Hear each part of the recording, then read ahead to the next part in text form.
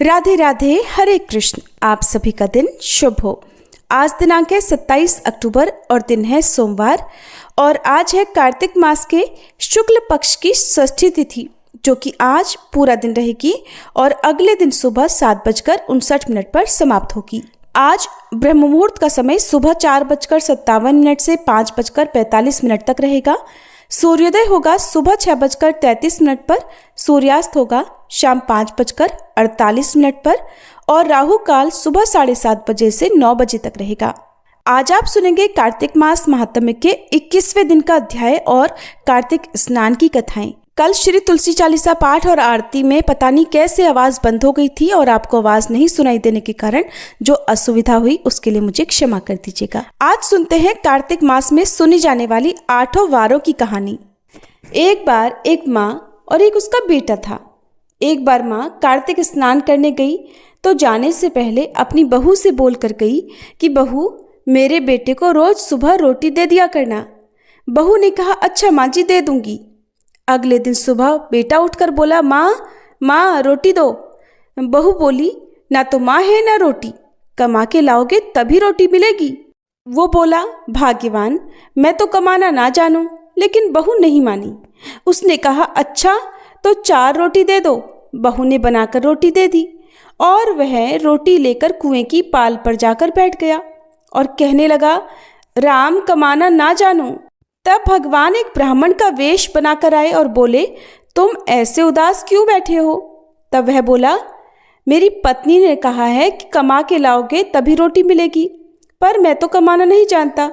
तब ब्राह्मण बोले, भैया कमाना तो मैं भी नहीं जानता, हाँ पर मैं 8 वारों के नाम जानता हूँ, जिससे तेरे घर में अटूट अन्न धन का भंडार हो जाएगा। गेहूं के दाने और पानी की घंटी ले लो, एक बर्तन को उघाड़ो और औंधों को सीधा कर दो। ब्राह्मण ने कही, उसने सुनी। रविवार, सोमवार, मंगलवार, बुधवार, बृहस्पतिवार, शुक्रवार, शनिवार, 8 वारों का आसरा, भरियो पीहर सासरा। अटूट भंडार होते चले गए। घर पहुंच गया तो घरवाली बोली, क्या लेकर आए? उसने कहा, मैं तो 8 वारों का नाम लाया हूँ। तो उसकी पत्नी ने सोचा, चलो कुछ तो लाया है। गेहूं के दाने और पानी की घंटी ला, औंधों को सीधा, ढकों को उघाड़ो। और उसने कही, उसकी पत्नी ने सुनी। रविवार, सोमवार, मंगलवार, बुधवार, बृहस्पतिवार, शुक्रवार, शनिवार, 8 वारों का आसरा, भरियो पीहर सासरा। अब तो उसके अटूट अन्न धन भंडार भरते चले गए। बहू से बोला, मैं बेटी के घर जा रहा हूँ। फटे से कपड़े पहनकर वह बेटी के घर गया। बच्चे बोले, नाना आए, नाना आए। बेटी बोली, कैसे भेष में आए?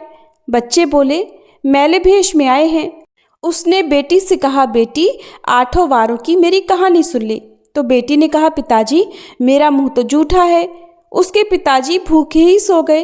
अगले दिन बेटी को तरस आया, पिताजी अपनी कहानी तो सुनाओ। पिताजी ने कहा, गेहूं के दाने लाओ, पानी की घंटी लाओ, ढकों को उघाड़ो, औंधों को सीधा करो। पिता ने कही और बेटी ने सुनी। रविवार, सोमवार, मंगलवार, बुधवार, बृहस्पतिवार, शुक्रवार, शनिवार, 8 वारों का आसरा, भरियो पीहर सासरा। अटूट अन्न धन के भंडार भरते चले गए। बेटी भर भर के धन बांटने लगी तो पड़ोसन ने देखा, कहने लगी, तुम तो कह रही थी मेरे पिताजी कुछ नहीं लाए, फिर भर भर के धन कैसे बांट रही हो? बेटी बोली, पिताजी तो खाली हाथ ही आए थे, ये तो 8 वारों की कहानी का फल है। पड़ोसन कहने लगी, अपने पिताजी से हम सबको भी 8 वारों की कहानी सुनवा दोगी क्या? तो उसने अपने पिताजी से कहा। पिताजी बोले, आज तो मेरा मुंह जूठा है, कल सुना दूंगा। अगले दिन उसके पिताजी ने पड़ोसन को 8 वारों की कहानी सुनाई। उसके भी खूब अन्न धन के भंडार भर गए। हे 8 वारों, जैसे उस ब्राह्मण के 8 वारों की कहानी से सबके अटूट भंडार भर गए, वैसे सबके भरना। कहानी कहते सुनते हुंकार भरने वाले सब पर अपनी कृपा करना। सभी प्रेम से बोलो, 8 वारों की कहानी की जय। अब सुनिए कार्तिक मास की बूढ़ी माई और श्री कृष्ण के कंधे की कहानी। कार्तिक मास में सभी औरतें तुलसी जी को जल से सींचने जाया करती थीं।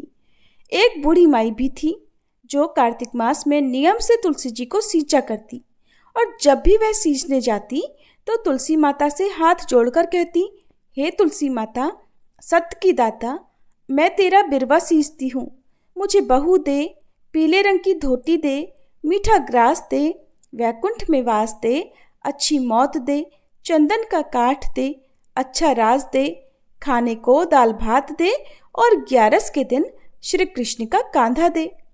बूढ़ी माई की ये बातें सुन सुनकर तुलसी माता सूखने लगी।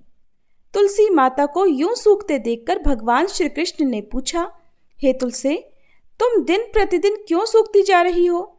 तब तुलसी माता ने कहा, बस मेरे मन की मत पूछो प्रभु। भगवान कहने लगे, मैं नहीं पूछूंगा तो फिर कौन पूछेगा?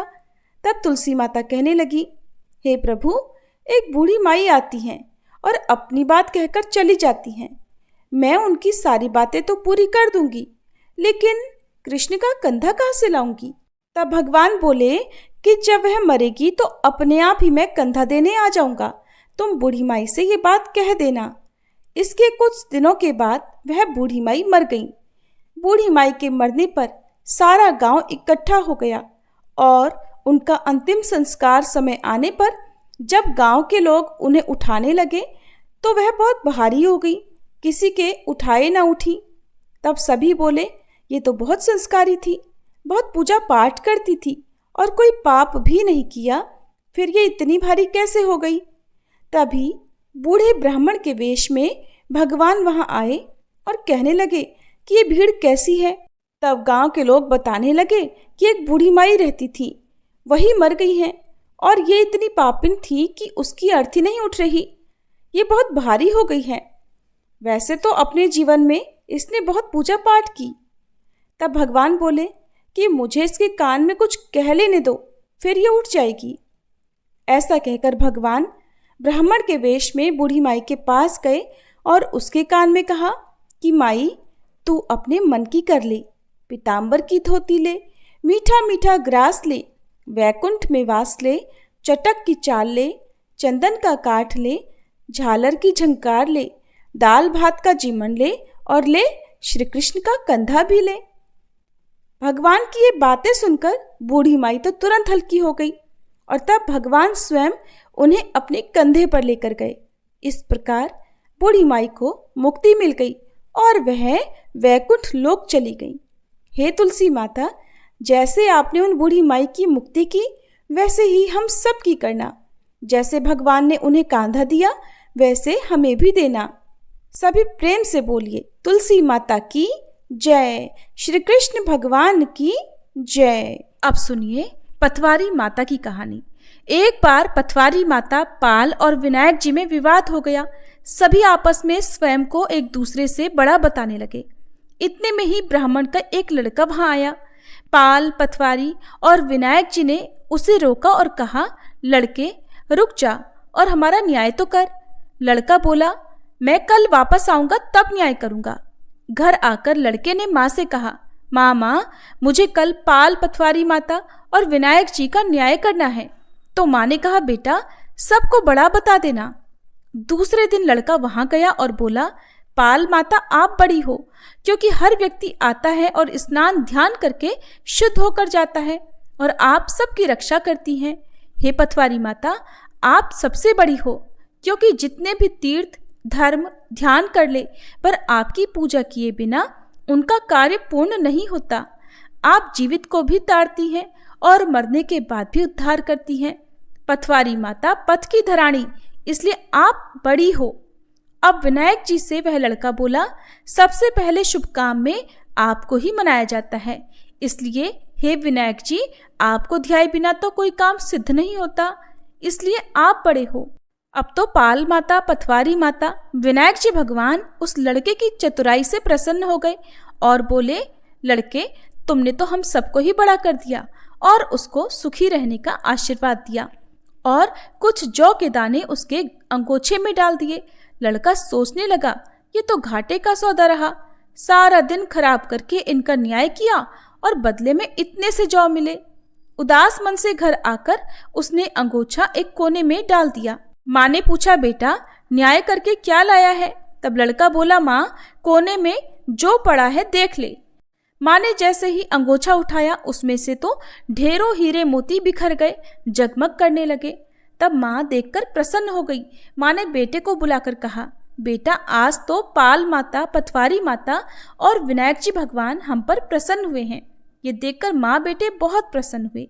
हे भगवान, हे पाल माता, हे पथवारी माता, आपने जैसा उस लड़के को दिया वैसा सबको देना। कहानी कहने, सुनने और हुंकारा भरने वाले को सुख समृद्धि और धन धान्य देना। अब सुनिए कार्तिक मास की सीता नित्यनेम की कहानी। इस कहानी को सीता माता कहती थी और प्रभु श्री राम सुना करते थे। एक दिन श्री राम भगवान को किसी काम के लिए बाहर जाना पड़ा, तो सीता माता कहने लगी कि भगवान, मेरा तो 12 वर्ष का नित्यनेम है, अब आप बाहर जाएंगे तो मैं अपनी कहानी किसे सुनाऊंगी। तब श्री राम ने कहा कि सीते, आप कुएं की पाल पर जाकर बैठ जाना और वहां पर जो भी औरतें पानी भरने आएंगी उन्हें अपनी कहानी सुना दिया करना। सीता माता कुएं की पाल पर जाकर बैठ गई। तभी एक स्त्री आई। उसने रेशम की जरी की साड़ी पहन रखी थी और सोने का घड़ा ले रखा था। सीता माता उसे देखकर कहने लगी, बहन, मेरा 12 वर्ष का नित्यनेम सुन लो। पर वह स्त्री बोली कि मैं तुम्हारा नित्यनेम सुनूंगी तो मुझे तो घर जाने में देर हो जाएगी और मेरी सास मुझसे झगड़ा करेगी। इसलिए उसने कहानी नहीं सुनी और अपने घर चली गई।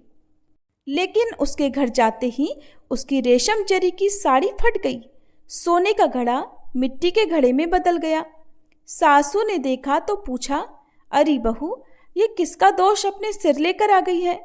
बहू बोली, माँ जी, कुएं पर एक औरत बैठी थी। उसने अपनी कहानी सुनने के लिए कहा, लेकिन मैंने नहीं सुनी। शायद उसी का ये फल मुझे मिला है। बहू की बात सुनकर अगले दिन वही साड़ी और वही घड़ा लेकर सास कुएं की पाल पर गई। सास को वहीं पर सीता माता बैठी मिली तो माता सीता ने कहा, बहन, मेरी कहानी सुन लीजिए।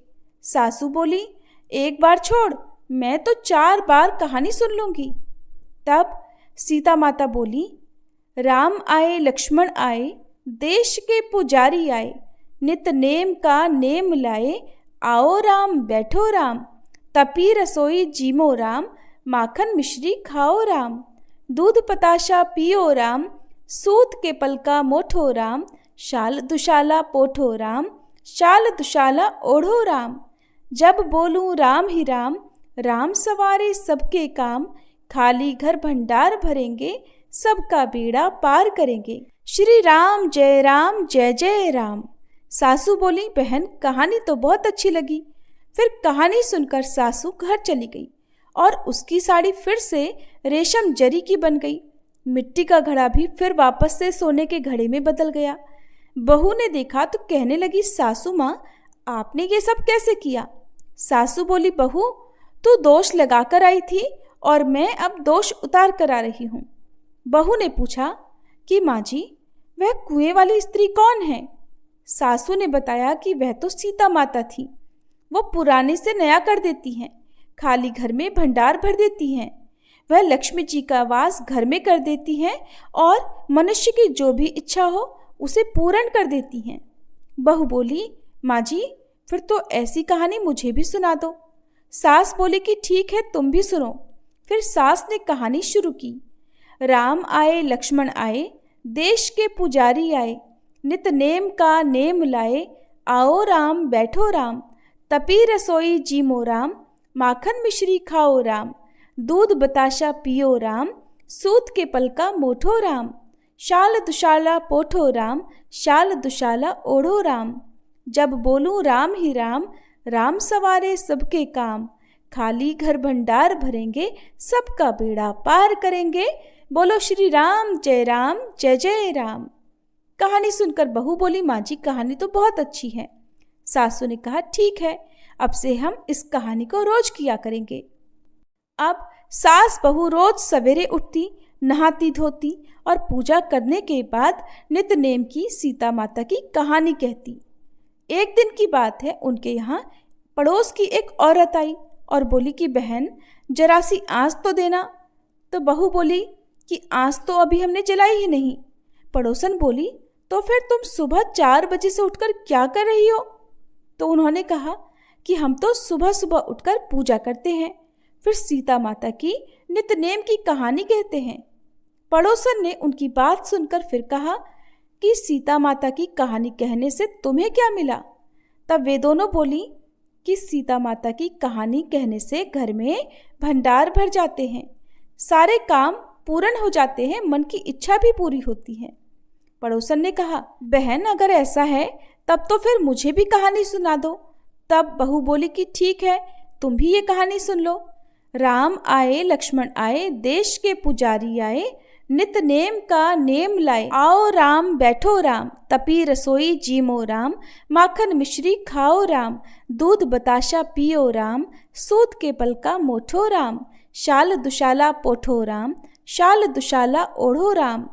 जब बोलू राम ही राम, राम सवारे सबके काम, खाली घर भंडार भरेंगे, सबका बेड़ा पार करेंगे, श्री राम जय जय राम। पड़ोसन ने इस कहानी को सुना तो कहने लगी, बहन कहानी तो बहुत अच्छी लगी। अब वह पड़ोसन भी नित्यनेम सीता माता की कहानी कहने लगी। कहानी कहने से सीता माता ने पड़ोसन के भी धन के भंडार भर दिए। देखते ही देखते अब तो पूरे मोहल्ले में नित्यनेम की कथा चल पड़ी और हर किसी की मनोकामना पूर्ण होने लगी। हे सीता माता, जैसे आपने उन सभी के भंडार भरे, वैसे ही हमारे भी भरना। कहानी कहने वाले, सुनने वाले और हुंकार भरने वाले सबके भरना। सभी प्रेम से बोलिए, सीता मैया की जय। अब सुनिए कार्तिक मास महात्म्य का आज का अध्याय और फिर आप सुनेंगे लपसी तपसी की कहानी।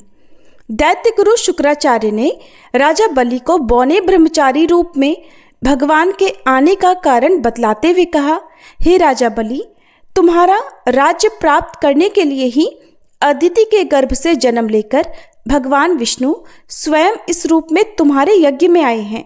दान के रूप में कुछ भी मत देना, वरना चले जाओगे।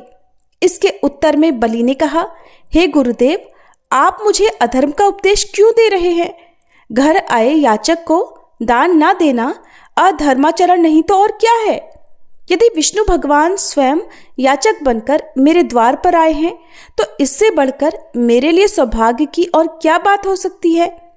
मैं जितने यज्ञ आदि करता हूँ वे सभी भगवान विष्णु को प्रसन्न करने के लिए ही तो करता हूँ। अतः बटुक रूप में वे जो कुछ मांगेंगे मैं अवश्य दूंगा।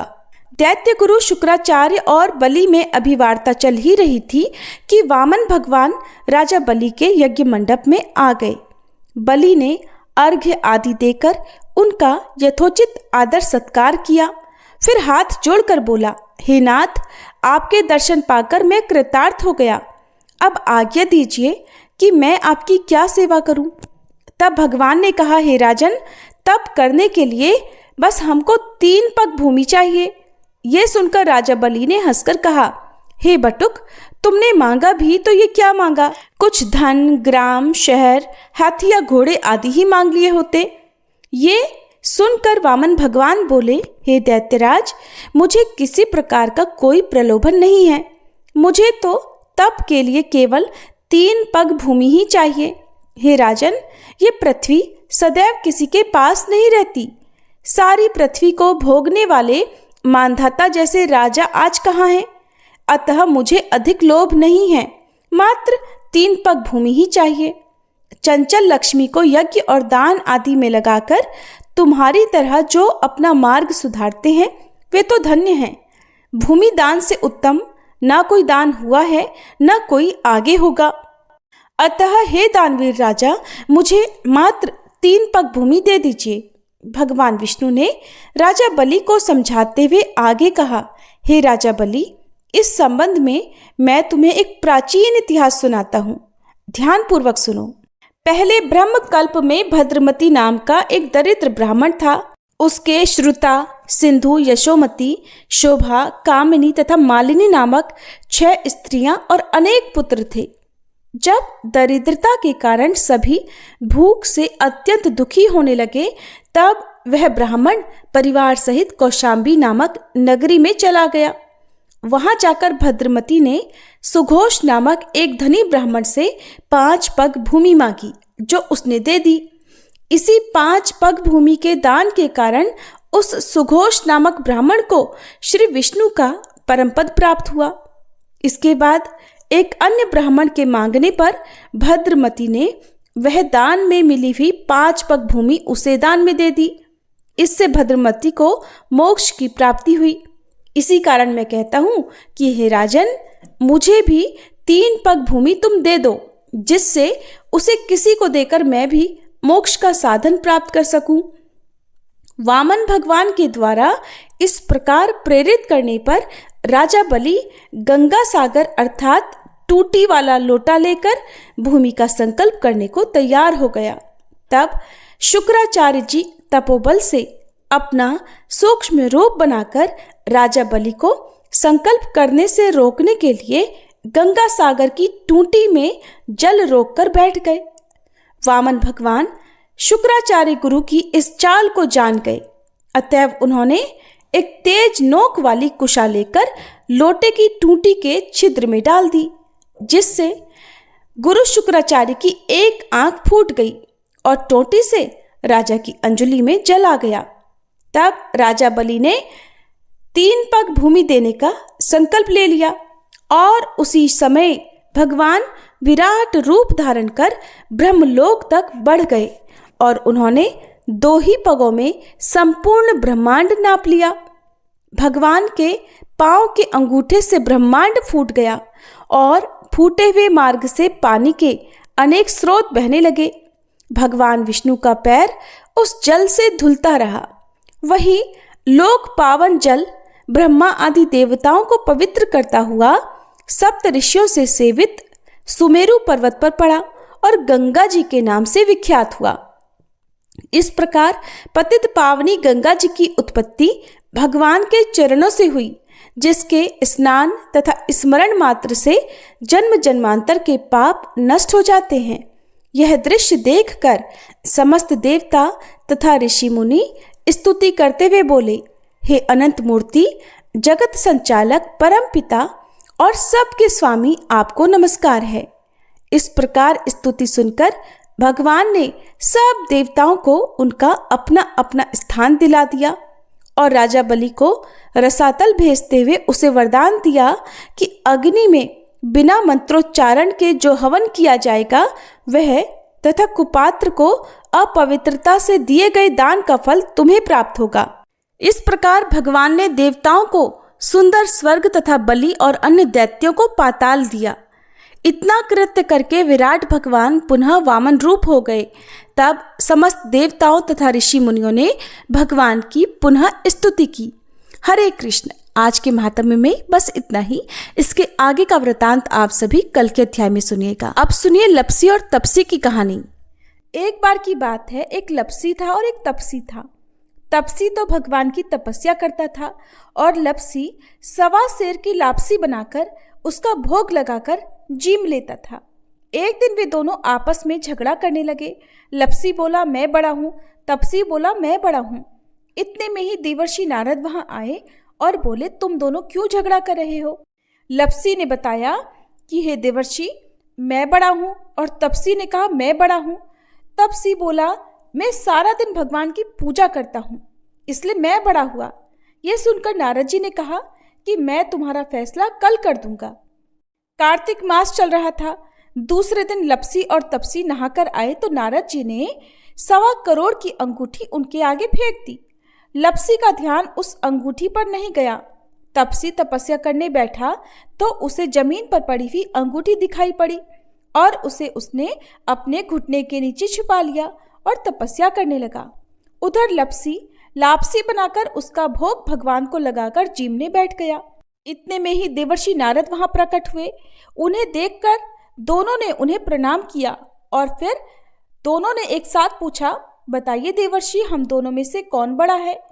फिर तपसी ने एक बार फिर कहा कि मैं बड़ा हूँ। लपसी हाथ जोड़कर खड़ा रहा। तब देवर्षि ने कहा कि मैं अभी इस बात का निर्णय किए देता हूँ। फिर देवर्षि ने तपसी को इशारा किया और कहा कि तुम जरा अपना घुटना तो उठाओ। तब तपसी के घुटने के नीचे 1.25 करोड़ की अंगूठी निकली। जिसे देखकर नारद जी बोले, ये अंगूठी तूने चुराई है, तुझे तेरी तपस्या का फल नहीं मिलेगा। तब तपसी बोला, हे नारद जी, मेरी तपस्या का दोष कैसे दूर होगा? नारद जी ने कहा, रोटी बनाकर बाटियां नहीं बनाया तो फल तुझे मिलेगा, ब्राह्मण जिमाकर दक्षिणा नहीं दी तो फल तुझे मिलेगा, साड़ी देकर ब्लाउज नहीं दिया तो फल तुझे मिलेगा, और जो दिए से दिया जलाए उसका फल तुझे मिलेगा। सब व्रत त्योहारों की कहानी सुनने के बाद जो तेरी कहानी ना सुने उसका फल तुझे मिलेगा। तब से लपसी तपसी की कहानी सुनी और सुनाई जाती है। कहानी सुनने के बाद कहा जाता है, लपसी को फल लपसी न हो जियो, तपसी को फल तपसी न हो जियो, महा की कहानी कथा को फल महाने हो जियो। ये थी लपसी और तपसी की कहानी। सभी प्रेम से बोलिए कार्तिक के ठाकुर राई दामोदर जी की जय। सनातन धर्म में तुलसी को अत्यंत पूजनीय माना जाता है। जिस घर के आंगन में तुलसी होती है वहां कभी कोई कष्ट नहीं आता, और माँ तुलसी के नाम के उच्चारण मात्र से ही भगवान विष्णु प्रसन्न हो जाते हैं। तुलसी जी में जल चढ़ाने से घर में सुख समृद्धि आती है तथा हर प्रकार के रोग शोक आदि व्याधि से मुक्ति मिल जाती है। तुलसी जी की पूजा करते समय श्री तुलसी स्तोत्र का पाठ जरूर करना चाहिए। ऐसा करने से माता तुलसी जल्द प्रसन्न होती हैं और माता तुलसी जी की पूजा का भक्तों को 2 गुना फल मिलता है। तो प्रिय श्रोताओ, अब आपको पुंडरीकृत तुलसी स्तोत्र का हिंदी अनुवाद सुना रहे हैं। आप सब भी मन में श्रद्धा रखकर तुलसी स्तोत्र का हिंदी अनुवाद सुनिए। देवी तुलसी माँ को मेरा प्रणाम है, मैं आपको नमन करता हूँ। हे विश्व की पालक, आप श्री हरि की परम प्रिय हैं। हे देवी, आपकी शक्ति के कारण ब्रह्मा से लेकर सभी देवता इस संपूर्ण संसार को बनाए रखने और उसका अंत करने में सक्षम है। इसका अर्थ है कि आपके कारण ही ब्रह्मा जी के साथ अन्य देवतागण सृष्टि के निर्माण, उसके पालन पोषण और विनाश में लगे हुए हैं। देवी तुलसी जी, आपको मेरा प्रणाम है। जो जीवन में कल्याण लाती हैं उन देवी तुलसी को नमस्कार है। जो श्री विष्णु जी की प्रिय हैं और जो शुभ है, मुक्ति प्रदान करने वाली और समृद्धि प्रदान करने वाली देवी तुलसी को नमस्कार है। देवी तुलसी को नमस्कार है। हे देवी, कृपया मुझे सभी प्रकार के दुर्भाग्य और विपत्तियों से बचाए रखना। हे देवी, आपकी महिमा का वर्णन करना, यहाँ तक कि आपका स्मरण मात्र ही मनुष्य को पवित्र बना देता है। देवी तुलसी जी को प्रणाम। मैं देवी तुलसी को पूरी श्रद्धा के साथ प्रणाम करता हूँ, जो देवियों में सबसे प्रमुख है और जिनका तेजोमय रूप है, जिसे देखकर इस नश्वर संसार के सभी पापी अपने पापों से मुक्त हो जाते हैं। देवी तुलसी को मेरा प्रणाम है। इस पूरे विश्व को देवी तुलसी जी ने संरक्षित किया है, जिसमें गतिमान और अचल दोनों प्राणी शामिल हैं। देवी पापी व्यक्ति के सभी पापों को नष्ट कर देती हैं। एक बार जब वे उन्हें देखते हैं और भक्ति के साथ उनके सामने आत्मसमर्पण करते हैं, इसका अर्थ है कि माता तुलसी चर और अचर समेत पूरे जगत की रक्षा करती हैं और अपने दर्शन मात्र से ही पापी मनुष्यों के सभी पापों को नष्ट कर देती हैं, या फिर तुलसी जी के दर्शन मात्र से ही पापियों के पाप नष्ट हो जाते हैं। देवी तुलसी को मेरा प्रणाम है। जो भी श्रद्धा के साथ देवी तुलसी के सामने हाथ जोड़कर प्रणाम करते हैं, वे इस कलयुग के बंधनों को पार कर जाते हैं और सभी प्रकार के सुख और प्रसन्नता को प्राप्त करते हैं, फिर चाहे वह महिला हो, व्यापारी हो या अन्य कोई भी जन। देवी तुलसी को मेरा नमस्कार। देवी तुलसी के समान इस पृथ्वी पर और कोई देवता नहीं है। देवी विश्व को उसी प्रकार शुद्ध करती हैं जैसे वैष्णव भगवान विष्णु जी के संग से शुद्ध होते हैं। देवी तुलसी को मेरा प्रणाम।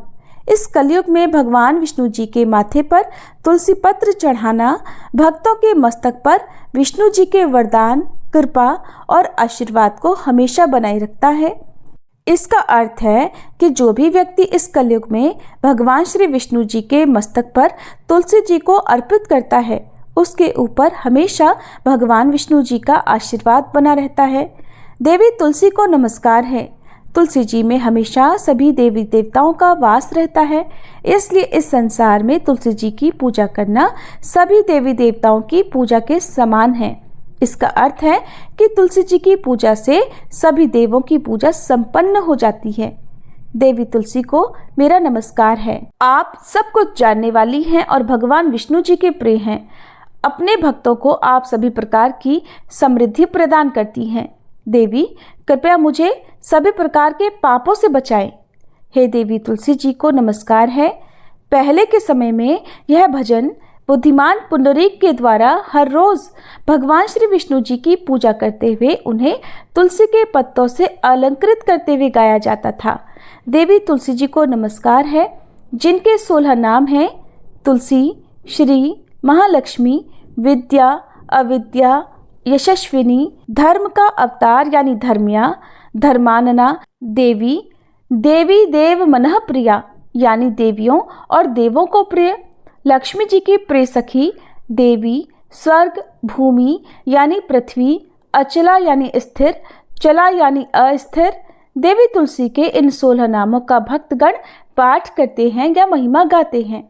देवी के 16 नामों का पाठ करने वाले भक्त आसानी से श्री हरि की भक्ति प्राप्त कर लेते हैं और अंत में भगवान विष्णु जी के चरण कमलों में स्थान प्राप्त करते हैं, जिन्हें माँ तुलसी, पृथ्वी, महालक्ष्मी, कमल की स्वामिनी और श्री हरि की प्रिया के नाम से भी जाना जाता है। देवी तुलसी को मेरा नमस्कार है। देवी तुलसी की सखी तुलसी जी शुभ प्रदान करती हैं, पापों को दूर करती हैं और सभी को पवित्र बनाती हैं, पुण्य प्रदान करती हैं। आपको प्रणाम है। देवी तुलसी जिनकी प्रशंसा देवर्षि नारद द्वारा की जाती है और श्री नारायण के प्रिय हैं, उन देवी तुलसी को हम सबका बारंबार प्रणाम है। सभी प्रेम से बोलिए श्री हरि प्रिया तुलसी महारानी की जय। आप सुनिए तुलसी चालीसा पाठ और आरती। जय जय तुलसी भगवती सत्यवती सुखदानी, नमो नमो हरि प्रेसी श्री वृंदावन खानी। श्री हरि शीश विरजनी देहु अमर वर अम्ब, जनहित हे वृंदावनी अब न करहु विलंब। धन्य धन्य श्री तुलसी माता, महिमा अगम सदा श्रुति गाता। हरि के प्राणहु से तुम प्यारी, हरहि हेतु कीन्हो तप भारी। जब प्रसन्न है दर्शन दीन हो, तब कर जोरी विनय उस कीन्हो। हे भगवंत कंत मम होहु, दीन जानि जानि छाड़हु छोहु। सुनी लक्ष्मी तुलसी की बानी, दीन हो श्राप कंध पर आनी। उस अयोग्य वर मांगन हारी, हो बिटप तुम जड़ तनुधारी। सुनि तुलसी ही श्रव्योत ही ठामा, करहु वास तुहु नीचन धामा। दियो वचन हरि तब तत्काला, सुनहु सुमुखि जानि होहु बिहाला।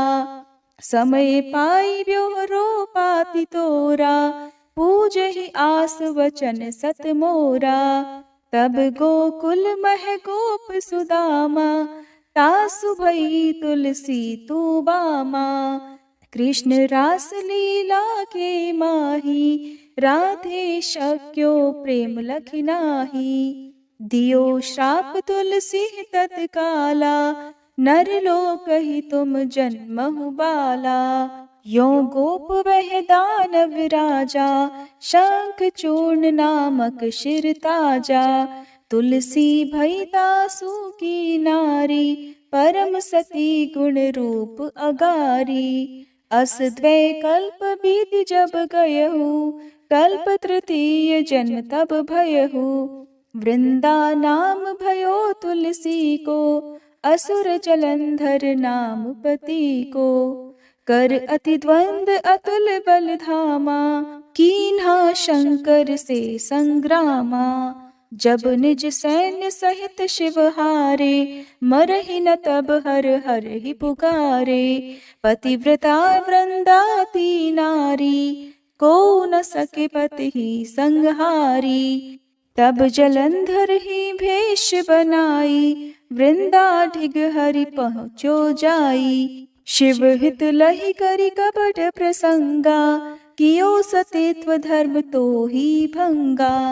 भयो जलंधर कर संहारा, सुनी उर शोक उपारा।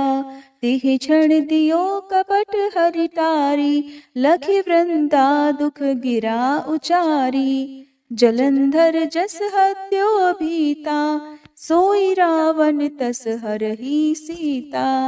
अस प्रस्तर सम हृदय तुम्हारा, धर्म खंडी मम पति संहारा।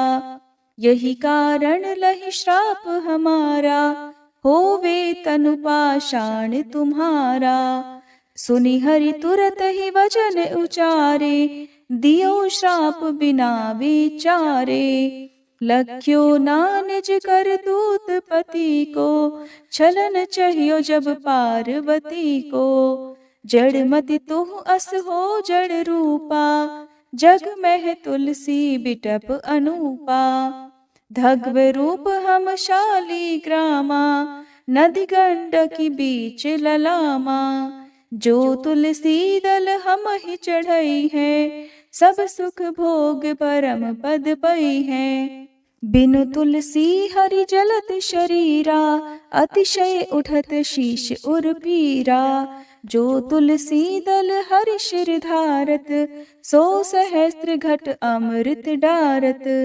तुलसी हरि मन रंजनिहारी, रोग दोष दुख भंजनिहारी। प्रेम सहित हरि भजन निरंतर, तुलसी राधा में नाही अंतर। व्यंजन हो 56 प्रकारा, बिन तुलसी दल ना हरहि प्यारा। सकल तीर्थ तुलसी तरु छाही, लहत मुक्ति जन संशय नाही। कवि सुंदर इक हरि गुण गावत, तुलसी निकट सहस गुण पावत। बसत निकट दुर्वासा धामा, जो प्रयास ते पूर्व ललामा। पाठ करहि जो नित नर नारी, हो ही सुख भाषहि त्रिपुरारी। तुलसी चालीसा पढ़ी तुलसी तरु गृहधारी, दीप दान करी पुत्र फल पावहि बंध्यहु नारी। सकल दुख दरिद्र हरिहार हुए परम प्रसन्न, आशय धन जन लड़ही कर बसहि पूर्णा अत्र। लाही अभिमत फल जगत, महिलाहि पूर्ण सब काम। जेहि दल अर्पहि तुलसी, तह सहस बसहि हरि राम। तुलसी महिमा नाम लख, तुलसी सूत सुख राम। मानस 40 रच्यो, जग मह तुलसीदास। प्रेम से बोलिए तुलसी महारानी की जय। तुलसी महारानी नमो नमो, हरि की पटरानी नमो नमो। तुलसी महारानी नमो नमो, धन तुलसी पूरण तप कीनो। शालिग्राम बनी पटरानी नमो नमो। तुलसी महारानी नमो नमो, हरि की पटरानी नमो नमो। जाके पत्र मंजरी कोमल, श्रीपति कमल चरण लपटानी नमो नमो। तुलसी महारानी नमो नमो, हरि की पटरानी नमो नमो। कौन महीने बोई रानी तुलसा, कौन महीने हुई हरियाली नमो नमो। तुलसी महारानी नमो नमो, हरि की पटरानी नमो नमो। कौन महीने हुई तेरी पूजा, कौन महीने हुई पटरानी नमो नमो। तुलसी महारानी नमो नमो। आषाढ़ मास में बोई रानी तुलसा, सावन महीने हुई हरियाली नमो नमो। तुलसी महारानी नमो नमो, हरि की पटरानी नमो नमो। कार्तिक मास में हुई तेरी पूजा, मंगसिर मास हुई पटरानी नमो नमो। तुलसी महारानी नमो नमो, हरि की पटरानी नमो नमो। धूप दीप नैवेद्य आरती, पुष्पन की वर्षा बरसानी नमो नमो। तुलसी महारानी नमो नमो, हर की पटरानी नमो नमो। 56 भोग 3600 व्यंजन, बिन तुलसी हरि एक न मानी नमो नमो। तुलसी महारानी नमो नमो, हरि की पटरानी नमो नमो। जो तुलसी को सवेरे गाए, श्री कृष्ण के दर्शन पाए नमो नमो। तुलसी महारानी नमो नमो, हर की पटरानी नमो नमो। जो तुलसी को दोपहर गाए, खीर खांड का भोग लगाए नमो नमो। तुलसी महारानी नमो नमो, हर की पटरानी नमो नमो। जो तुलसी को सांझ को गाए, श्री कृष्ण की आरती उतारे नमो नमो।